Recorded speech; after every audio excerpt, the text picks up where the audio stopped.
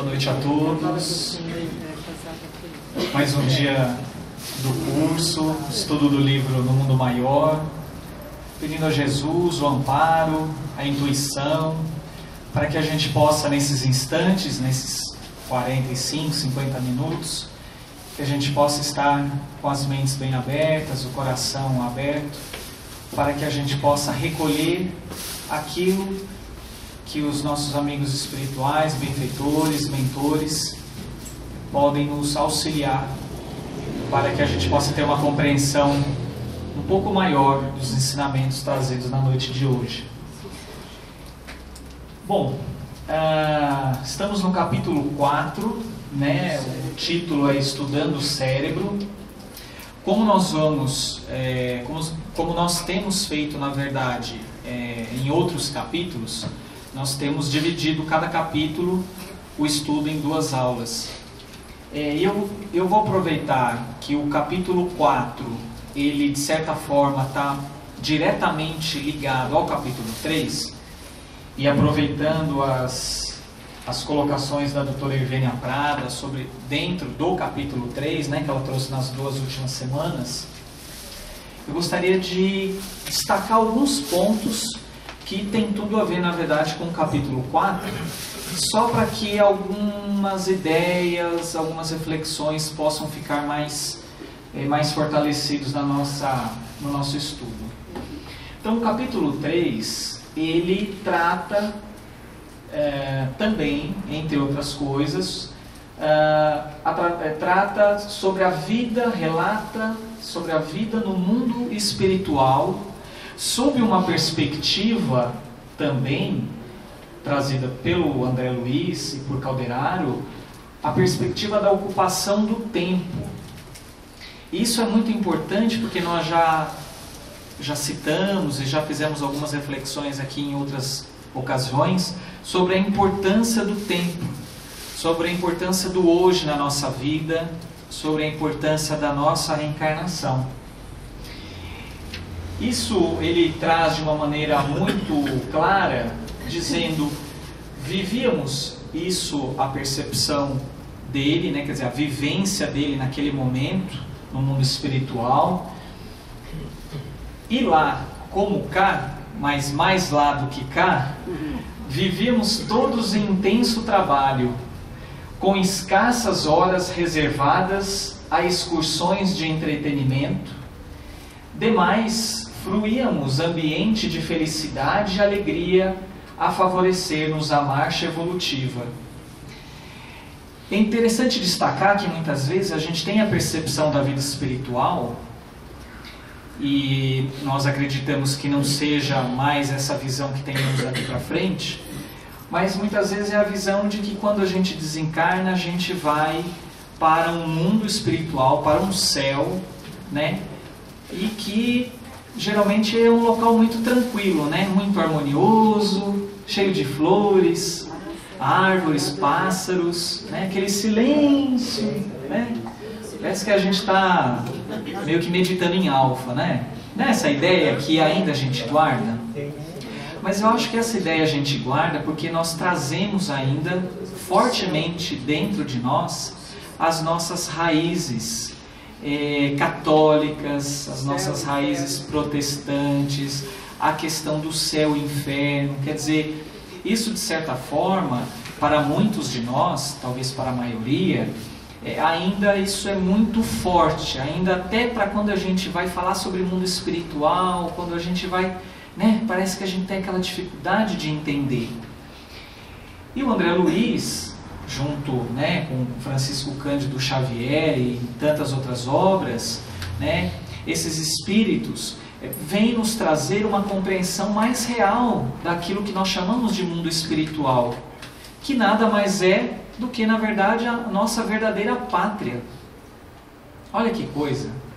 Então, quer dizer, talvez essa dificuldade que nós temos muitas vezes de compreender o mundo espiritual também está relacionado com alguns aspectos, como o apego, né? Com talvez inconscientemente, com o medo de ficarmos sós, de não encontrarmos aqueles com os quais nós convivemos, né? enfim, várias outras questões que talvez possam permear um pouco essa não compreensão adequada do mundo espiritual. E ele também nos coloca que não nos faltavam determinações e deveres, ordem e disciplina. Entretanto, a serenidade era nosso clima e a paz nossa dádiva de cada dia. Quer dizer... Oi? Ainda bem. Pois é, ainda bem. Pois é, a paz, a harmonia, mas isso nós precisamos compreender de que aquele ambiente onde eles se encontravam e que eles chegaram ali, na verdade, através de todo um processo de crescimento, de iluminação espiritual, não foi também do dia para a noite. É só a gente pegar a própria história do André Luiz, né? Que enquanto médico na vida física, de acordo com a vida com que ele, assim, de acordo com a posição, de acordo com aquilo que ele executava, a maneira como ele se relacionava com as pessoas, com os vícios que tinha, ele foi parar nas regiões umbralinas.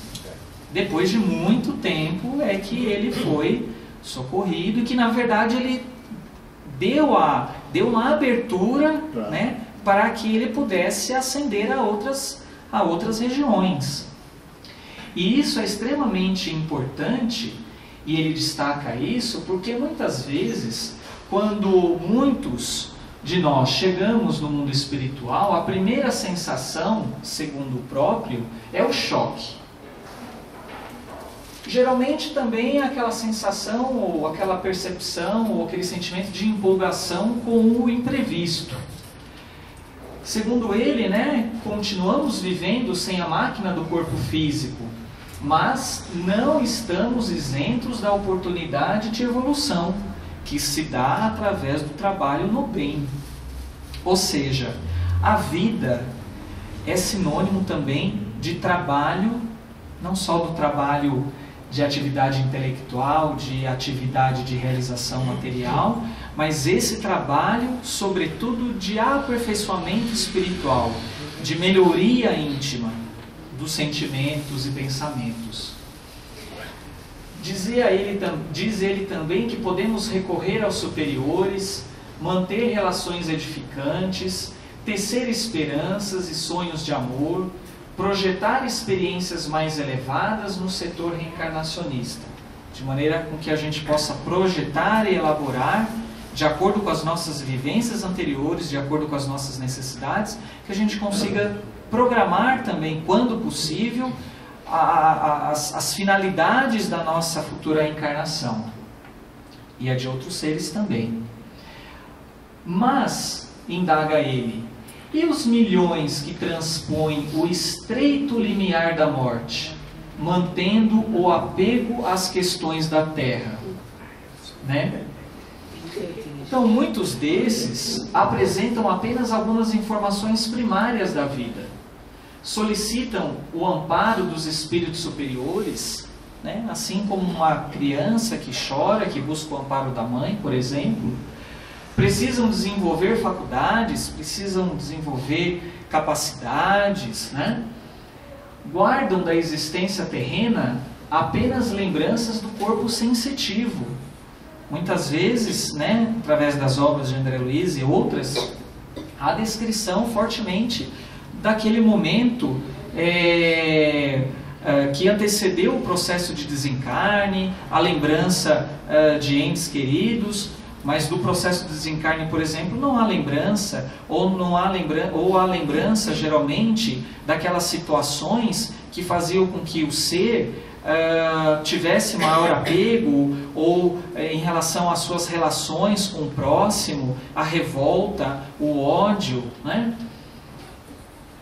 Muitos pedem a reencarnação quando desencarnam, quando estão no mundo espiritual, pedem para reencarnar quase que imediatamente quando não encontram possibilidade de se matricularem nos educandários. Porque muitas vezes, para ascender ou para participar de uma comunidade, de um momento, de um local onde há harmonia, onde há paz, onde há estudo, onde há trabalho no bem, a pessoa não tem condições, né, do ponto de vista de aquisição dos valores da alma, e obviamente não tem a condição vibracional do seu perispírito para se encontrar em determinadas regiões, né? Então, o que eles desejam, olha, eu preciso me reestruturar, eu preciso aprender, eu preciso ter novas experiências, eu quero reencarnar, né? Por outro lado, se por um lado então nós encontramos aqueles que reconhecem as suas necessidades, que se arrependem e que buscam de uma forma mais ativa o seu melhoramento, por outro, há inúmeras falanges de criminosos e transviados, terminando no que ele chama a corrida louca nos desvãos escuros do remorso e do sofrimento, né?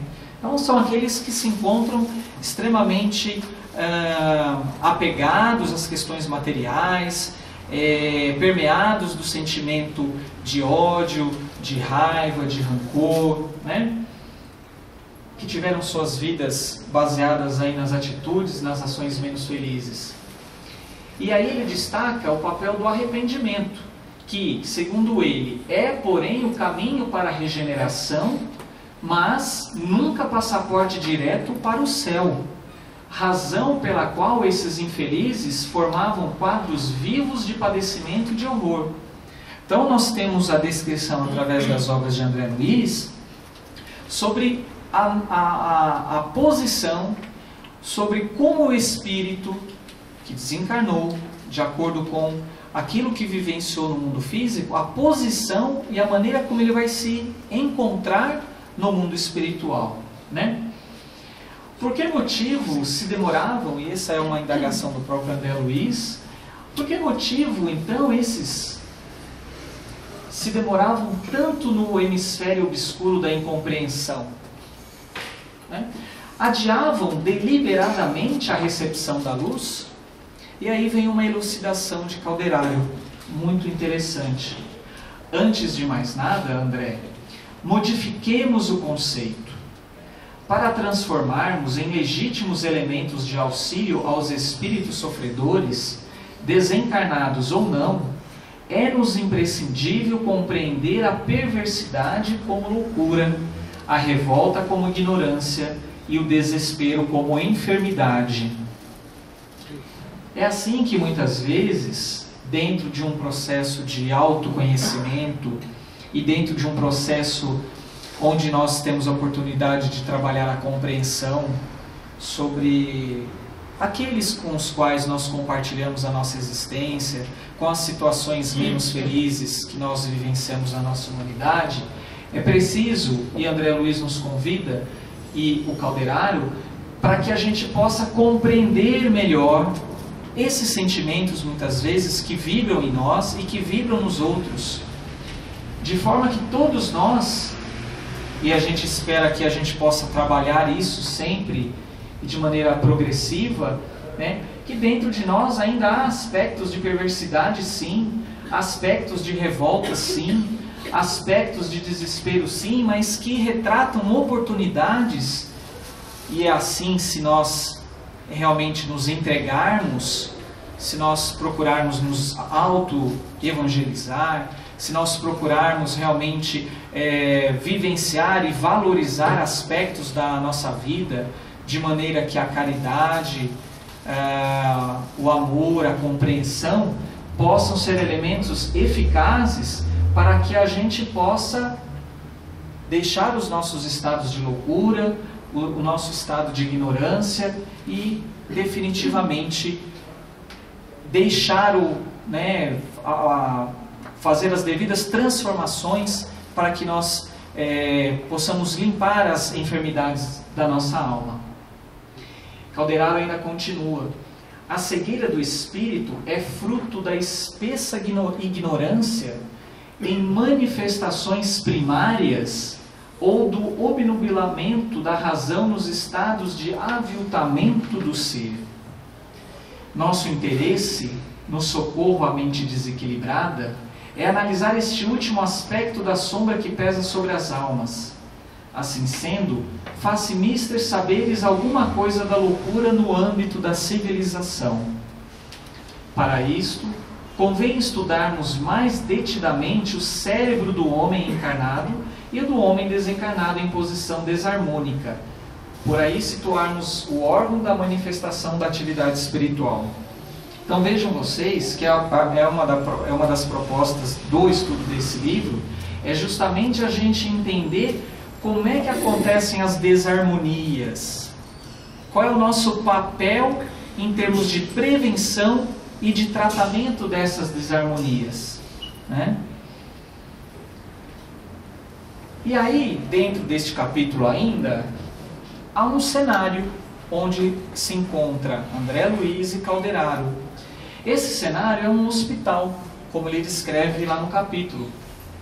Eles estão diante do leito de uma pessoa, de um doente, de um enfermo, e que o assistente, o Calderaro, deveria socorrer.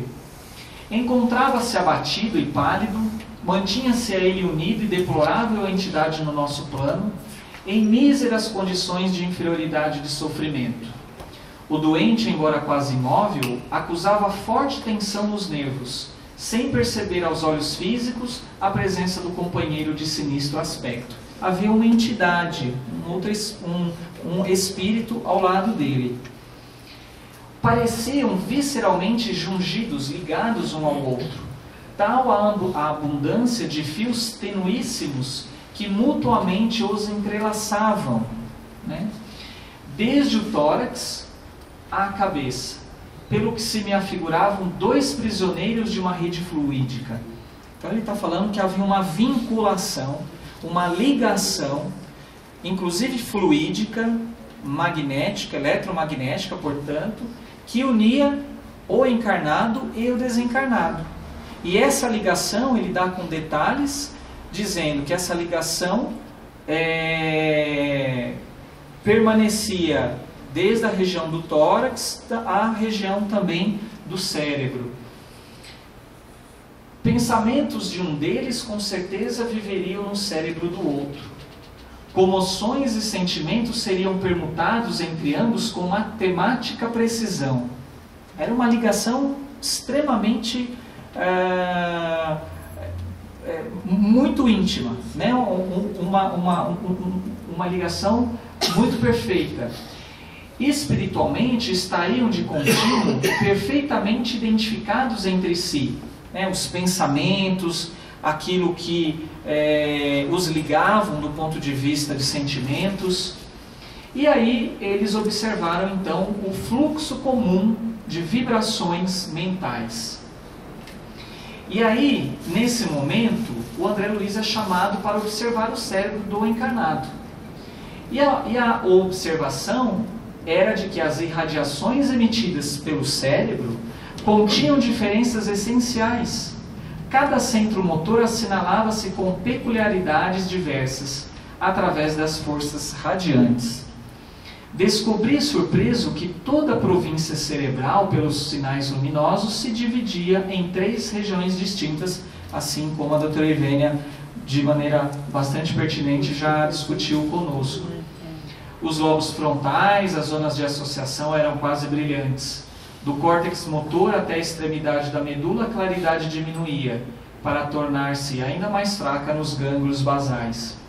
Veja que essa descrição, na verdade, é extremamente importante para que a gente possa compreender melhor, e isso a doutora Ivênia nos trouxe também já anteriormente, para que a gente possa compreender o papel que cada um de nós desempenha, né, como que o nosso organismo físico e o nosso organismo perispiritual se comporta ao longo do processo evolutivo, né, através das nossas existências. E que essa evolução acontece tanto do ponto de vista material, quanto do ponto de vista perispiritual. E aí ele é convidado para observar o cérebro do desencarnado. E aí ele coloca, né, que decorridos alguns momentos, ele concluiu que a configuração das peças e o ritmo vibratório tinha sob os olhos 2 cérebros quase idênticos. Diferia o campo mental do desencarnado, revelando alguma superioridade no terreno da substância, que no corpo perispiritual era mais leve e menos obscura. Aqui ele está dizendo que, na verdade, eram quase idênticos esses cérebros na maneira como eles estavam funcionando. E isso dava para ser observado através da luminosidade, por exemplo, que se observava em cada um desses cérebros, retratando aí a atividade cerebral, né? Tanto do ponto de vista físico quanto do ponto de vista perispiritual. A diferença era que, pelo espírito que estava junto ao doente, né, estar livre do corpo físico, a vibração era, segundo André Luiz, mais leve e menos obscura, menos densa. Mas vibravam, né, na mesma sintonia. Tive a impressão de que, se lavássemos por dentro o cérebro do amigo estirado no leito, escoimando-o de certos corpúsculos mais pesados, sabe quando a gente tem, por exemplo, uma camiseta que está suja de areia? O que ele quer dizer é que, se eu pegasse a camiseta e lavasse no tanque, tirasse a areia ou a sujeira, era como se fosse essa camiseta, no caso o cérebro do encarnado, como se fosse a mesma camiseta ou o cérebro do desencarnado. Seria ele quase igual em essência ao da entidade que eu mantinha sob o exame. As divisões luminosas eram em tudo análogas. Mais luz nos lobos frontais, a mesma descrição. Menos luz no córtex motor e quase nenhuma na medula espinhal, onde as irradiações se faziam difusas e opacas. E alguns esclarecimentos, né, que Calderaro coloca após essa observação. Então, primeiro, que o corpo espiritual é fruto igualmente do processo evolutivo. Isso está claro para todos nós. Tende a ser mais leve e plástico. E ele destaca, né, não somos criações milagrosas, destinadas ao adorno de um paraíso de papelão. Nós somos frutos desse processo evolutivo que o Pai, Deus, todo o poder e toda a bondade, toda a justiça, nos propicia para que, diuturnamente, a cada momento do nosso estado de desenvolvimento, que se inicia desde lá com o princípio inteligente, passando pelos reinos menos avançados até chegar no nosso reino que conhecemos hoje enquanto homem, que nós pudéssemos então ir desenvolvendo todo esse mecanismo orgânico e concomitantemente o organismo perispiritual. Somos filhos de Deus e herdeiros dos séculos, né, conquistando valores de experiência em experiência. O corpo espiritual humano, destaca Calderaro, vaso de nossas manifestações, é por ora a nossa mais alta conquista na Terra, no capítulo das formas. Quer dizer, nós conseguimos chegar a esse estágio onde o nosso corpo espiritual, para nós aqui encarnados, para nós é o que a gente tem de melhor, né, nesse momento. E não quer dizer que, conforme nós vamos evoluindo, nós vamos então modificando tanto a forma física quanto também a forma perispiritual. E destaca que o gênero da vida, quer dizer, a forma como nós lidamos com as várias situações da nossa vida na nossa presente encarnação e em outras, né? Então o gênero de vida de cada um na encarnação determina a densidade do organismo perispirítico após a perda do corpo denso, que era aquilo que a gente comentava, quer dizer, o espírito só vai após o desencarne para uma região mais densa ou menos densa, de acordo com aquilo que ele tiver executado, tiver com mais apego ou menos apego, quanto mais bem tiver feito.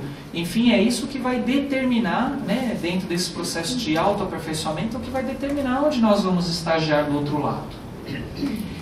Então aqui, como a doutora Ivênia já colocou assim anteriormente, né, a descrição do André Luiz e de Calderaro é esse de um cérebro único, porém com 3 divisões e que refletem o nosso desenvolvimento, né? Bom, e aí ele destaca um pouquinho a questão do porquê daquela desarmonia, por que aquele doente encontrava-se naquela condição, né? E por que a entidade também estava ligada a ele. Então, ele discorre o seguinte, que a quebra da harmonia cerebral, em consequência de maneira compulsória do afastamento dos princípios do corpo espiritual, das aglutinações celulares do corpo fisiológico. Ou seja, essa quebra da harmonia da ligação entre o corpo perispiritual do doente em relação ao seu corpo físico, né? Essa quebra é que fazia com que ele estivesse vulnerável à ação daquela entidade e também, por conseguinte, todo aquele processo de adoecimento do ponto de vista físico, né? Essas aglutinações ficam desordenadas em sua estrutura e atividades normais, né? Como você então rompesse, assim como a semelhança, por exemplo, se a gente pegasse um lago de águas tranquilas, né? Que não tivesse vento naquela região, é como se a gente jogasse uma pedra no lago, não forma uma onda, né? Você não quebra aquela tranquilidade do lago. Então, essa ruptura, né, acontecia ou aconteceu na sua estrutura e nas suas atividades, né? E ele compara a semelhança de um violino que está incapacitado, né, de funcionar adequadamente porque uma de suas cordas não funciona, né? Quer dizer, a pessoa pode tocar brilhantemente, mas o instrumento não está funcionando adequadamente. Portanto, não devemos e nem podemos ignorar também as leis que regem os domínios da forma.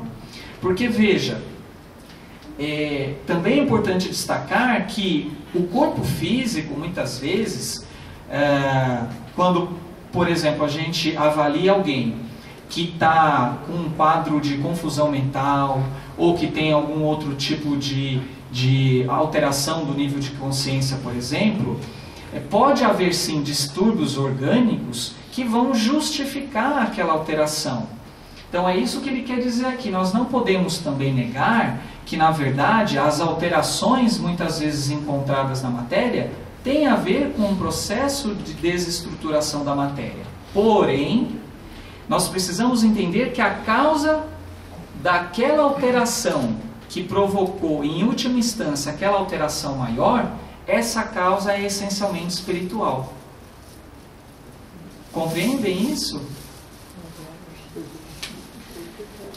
Então, ele destaca, na verdade, inclusive até nessa parte, ele destaca importantes cientistas que trabalharam na cura da sífilis, que trabalharam na compreensão das áreas cerebrais, né?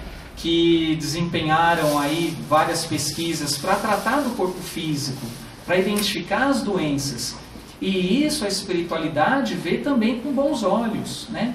É preciso também que haja o desenvolvimento do ponto de vista material, das tecnologias, dos tratamentos, até porque dentro desse processo também é um processo de aprendizado, um processo de também da gente identificar a bondade do Pai e da oportunidade que cada um de nós temos, seja de nos recompormos, seja também na possibilidade de cuidar e de tratar de alguém, né? Então, por isso que o tratamento espiritual, ele deve acontecer sempre também junto com o tratamento material, né? O cérebro, e aí é uma indagação do André Luiz, o cérebro de um desencarnado seria também suscetível de adoecer? Porque o que ele estava observando ali, na verdade, era o cérebro de um encarnado que estava adoecido, né? Ele pergunta isso, puxa, mas será que o cérebro do desencarnado também poderia acontecer aquelas alterações? Que fenômenos mórbidos assediariam a mente? E Calderaro, de maneira bem serena, respondendo a essa indagação de André Luiz, coloca da seguinte forma: que pergunta, hein, meu? Cuidas que a maldade deliberada não seja a moléstia da alma? Ele já dá a dica, né? Quer dizer, a causa, muitas vezes, das moléstias, né, tem a ver sim com o nosso estado de espírito, com aquilo que nós vibramos, com aquilo que nós executamos, como a maldade, por exemplo. Acreditas, né, que o ódio não constitua um morbo terrível, uma doença terrível? Né? E o ódio em si você não encontra no corpo físico. A maldade você também não encontra no corpo físico. Não é? É isso que ele está querendo assim, chamar a atenção aqui. Supões, porventura, não haja vermes mentais da tristeza e da inconformação? Embora tenhamos a felicidade de agir num corpo mais sutil e mais leve, na condição em que eles se encontravam, graças à natureza de nossos pensamentos e aspirações, já distantes das zonas grosseiras da vida que deixamos, mas não possuímos ainda o cérebro dos anjos. Né? Então veja o sinal de humildade.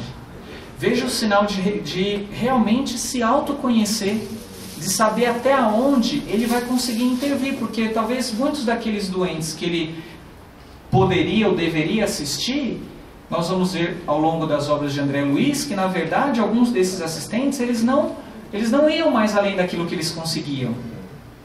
Precisavam de outros espíritos de escola maior, para que pudesse, né, respeitando a vontade divina, respeitando toda aquela programação que aquela pessoa tinha em sua vida, né, o que necessitava. Então, constitui-nos incessante trabalho a conservação de nossa forma atual, a caminho de conquistas mais alcandoradas. Não podemos descansar nos processos iluminativos. Cumpre-nos purificar sempre, selecionar pendores e joirar concepções, de molde a não interromper a marcha.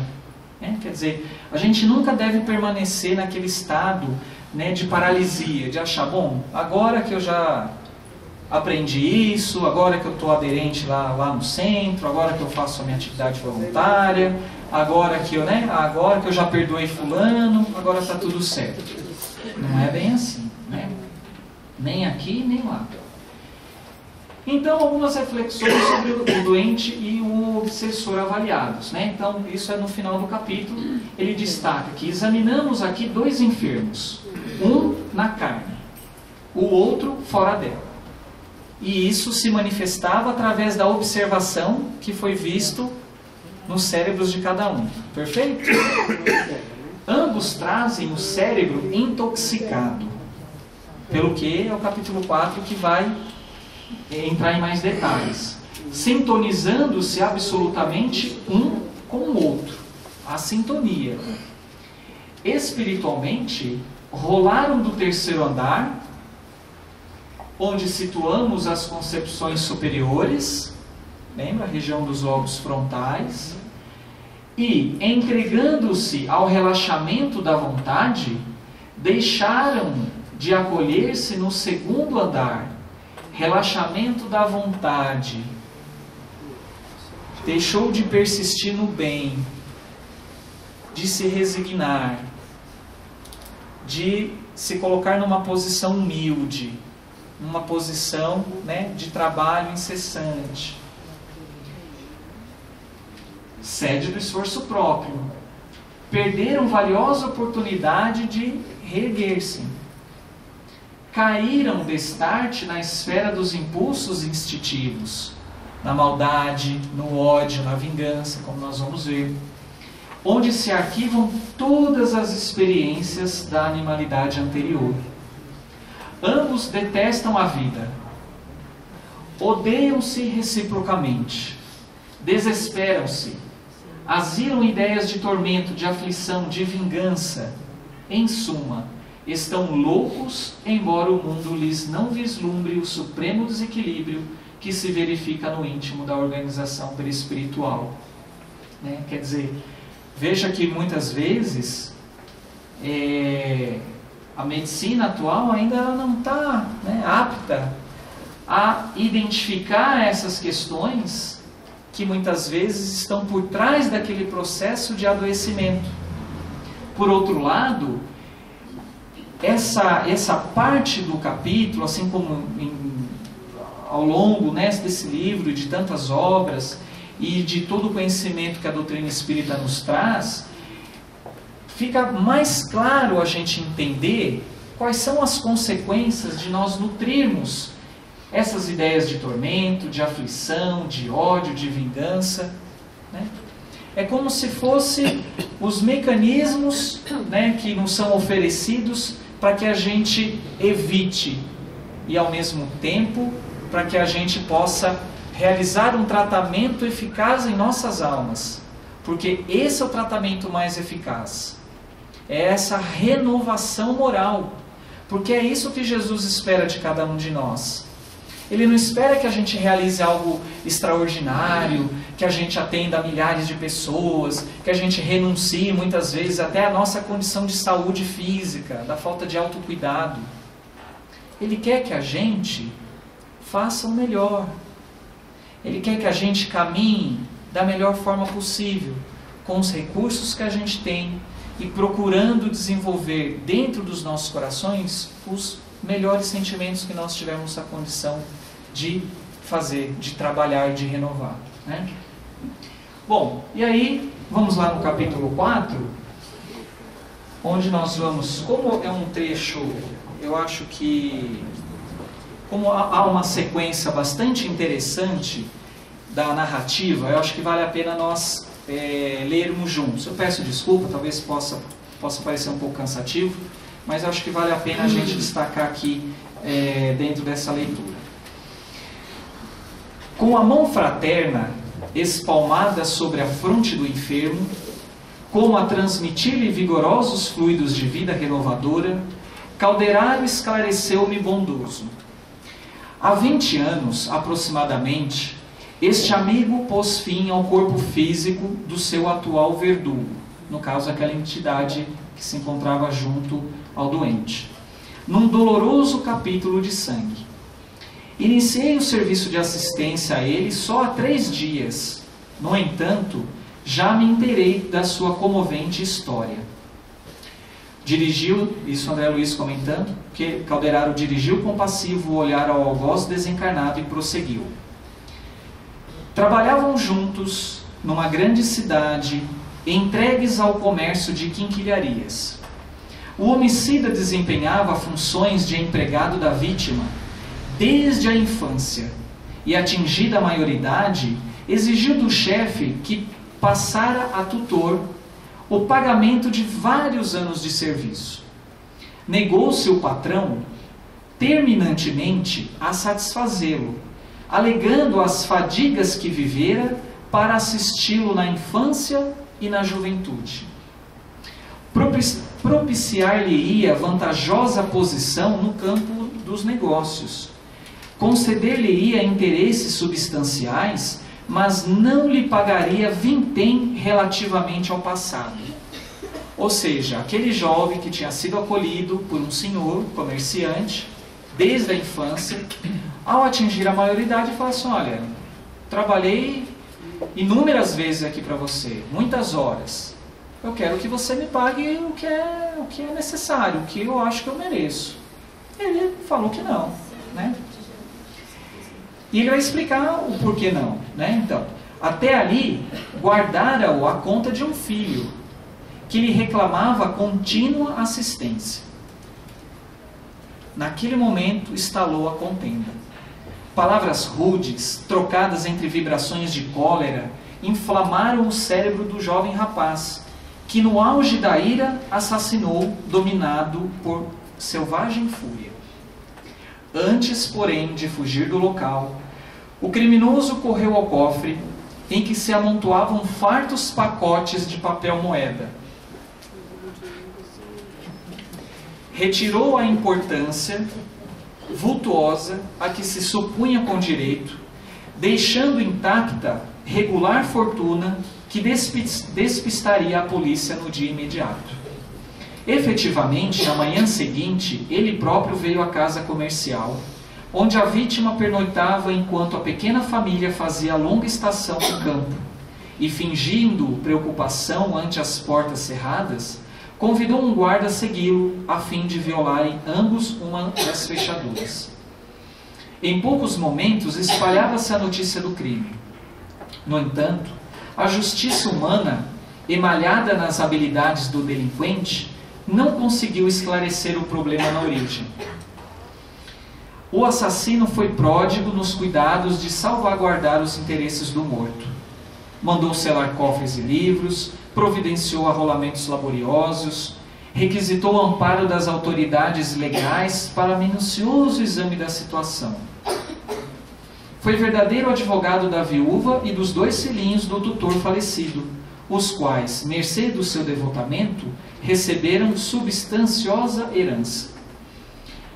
Pranteou a ocorrência, como se o desencarnado lhe fosse pai. Terminada a questão, com a inanidade do aparelho judiciário diante do enigma, retirou-se discreto para grande centro industrial, onde aplicou os recursos econômicos em atividades lucrativas. O mentor estampou diferente brilho no olhar, fez pequena pausa e acrescentou. Isso é Calderaro. Conseguiu ludibriar os homens, mas não pôde iludir a si mesmo.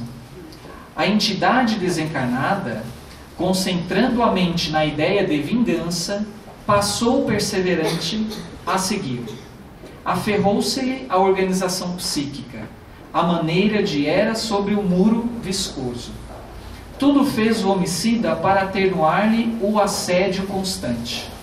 Desdobrou-se nos empreendimentos materiais, ansiando esquecimento de si mesmo e pondo em prática iniciativas que lhe fizeram afluir ao cofre enormes quantias, valorizando-lhes os títulos bancários. Então aqui ele descreve, de que como forma para esquecer, pelo menos temporariamente, aquele ocorrido, como forma de minimizar aquele assédio, aquelas impressões mentais que ele recebia, ele começou a trabalhar que nem um louco, e só pensando nas questões materiais, etc. E ele continua, observando, entretanto, que os altos patrimônios econômicos não lhe arrefeciam a intranquilidade e o sofrimento inconfessáveis, deu-se pressa em casar, aflito por sossegar o próprio íntimo. Desposou uma jovem de alma extremamente elevada à zona superior da vida humana, a qual lhe deu 5 filhinhos encantadores. No clima espiritual da mulher escolhida, conseguiu de certo modo equilibrar-se, conquanto a vítima nunca o largasse. Ocasiões houve em que se engolfava nas mais cruéis depressões nervosas, assaltado por estranhos pesadelos aos olhos dos familiares, mas sempre resistia, amparado até certo ponto, pelas afeições de que a esposa, desde muito, dispõe em nossos planos. Se as leis humanas, todavia, correspondem à falibilidade dos homens encarnados, as leis divinas jamais falecem.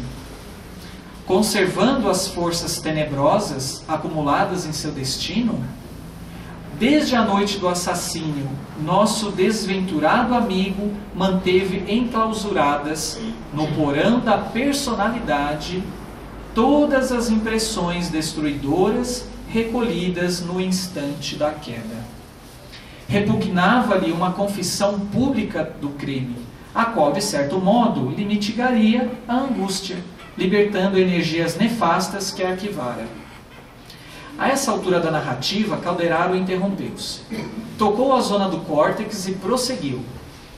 A mente criminosa, assediada pela presença invariável da vítima, a perturbar-lhe a memória, passou a fixar-se na região intermediária do cérebro, no córtex motor, porque a dor do remorso não lhe permitia fácil acesso à esfera superior do organismo perispirítico, onde os princípios mais nobres do ser erguem um santuário de manifestações da consciência divina. Aterrorizado pelas recordações, transia o irreprimível pavor em face dos juízos conscienciais. Por outra parte, cada vez mais interessado em assegurar a felicidade da família, seu único oásis no deserto escaldante das escabrosas reminiscências, o infeliz, respeitado por força da posição social que o dinheiro lhe conferia, embrenhou-se em atividade febril e ininterrupta. Parava de trabalhar. Vivendo mentalmente na região intermediária do cérebro, em caráter quase exclusivo, só sentia alguma calma agindo e trabalhando de qualquer maneira, mesmo desordenadamente. Intentava a fuga através de todos os meios ao seu alcance. Deitava-se extenuado pela fadiga do corpo, levantando-se no dia seguinte abatido e cansado de inutilmente duelar com um perseguidor invisível nas horas de sono. Em consequência, provocou o desequilíbrio da organização perispiritual, o que se refletiu na zona motora, implantando o caos orgânico. Então vejam vocês que a descrição desse caso é extremamente rica. Primeiro porque após o acontecimento, o assassinato, nós observamos que aquele que sofreu, aquele que foi vítima, na verdade, apegou-se ao ódio, à revolta, cristalizou os seus pensamentos naquela atitude e se propôs, de maneira firme, de maneira bem determinada, a perseguir aquele que tinha, que tinha causado o assassinato. Chama a atenção de que aquele que cometeu ali o crime, ele teve a sua vida normal, como qualquer um de nós. Casou-se, teve filhos, trabalhou, né? A justiça humana não conseguiu comprovar ou não conseguiu chegar à descoberta de que, ou se chegou, talvez ele tenha tentado de alguma forma não ser pego, vamos dizer assim, pela justiça, de não pagar perante a justiça humana pelos seus atos. Então vejam vocês que a nossa vida, também ela continua, mesmo independente das nossas ações da vida atual ou pretérita. Mas chama-nos a atenção de que a justiça divina, ela não falha, ela não tarda. E nós vamos ver que muitas vezes quando nós identificamos algumas situações, ou quando nós passamos por essas situações, seja de sofrimento, de angústia, de desespero, a causa não necessariamente é um assassinato que cometemos, mas é o desvio do caminho da lei divina. É do distanciamento que de alguma forma cada um de nós teve em relação ao nosso próximo ou em relação a nós mesmos. E que Jesus possa então dessa forma, ao final do estudo de hoje, continuar tocando nos nossos corações e que a gente possa permanecer sempre com seus conhecimentos, com todo aquele sentimento de amor, de compreensão e de esforço próprio para o nosso melhoramento. E que a gente tenha certeza de que independentemente dos nossos débitos, das nossas ações não muito bem direcionadas ao bem, elas terão, a gente terá a possibilidade de reajuste à medida em que nós nos colocarmos no caminho do bem e à medida em que nós formos nos desfazendo desses sentimentos que nos colocam numa condição de maior inferioridade, seja o ódio, o rancor, a mágoa e tantos outros. Alguma pergunta, algum comentário? Estamos à disposição.